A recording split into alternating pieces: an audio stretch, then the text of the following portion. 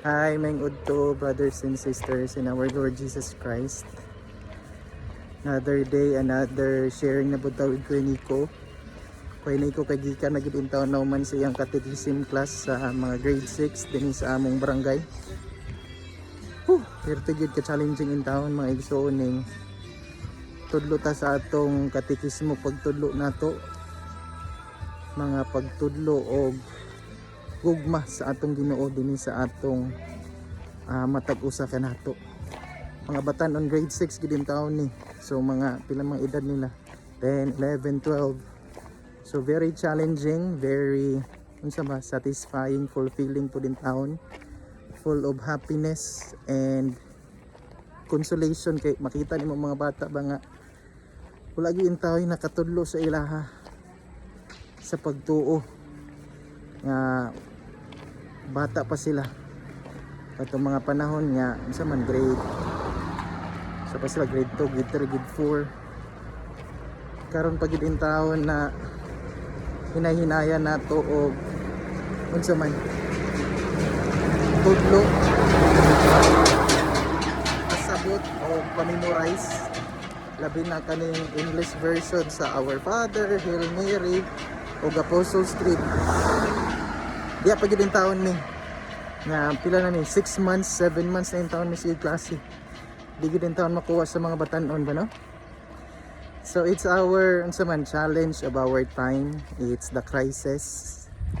It's the unsa man murag kakulangan natong mga Katoliko sa atong pagtuon mga igsoon ko ni Kristo no. Ganahan man or dili but that's the reality of our situation karon. Labi na ang mga pamilya o mga kabatan-unan. Kung naniana ba ang atong Katolikong simbahan kauban ang atong Pope Leo the 14th ano siya nga the youth are the future and the present of our Catholic Church, our Catholic faith. What we do today with our youth when it comes to the faith would somehow dictate how the future will go mga igsoon no. So if mapansin nimo gamay ra kay mga katekista gamay ra mi nga gapadayon aning unsa ba mission apostolate sa atong simbahan sa mga public schools but dili ta ma-discourage dili ta mawad-an og paglaom or mahuyang diya sa mission nga gihatag sa atoa matag usa sa atong Ginoong Hesukristo. Dili man ka katekista lahi man ang imong mission iti sa choir ka, server or sa media or asa ba imong trabaho, you can always bring your faith with you.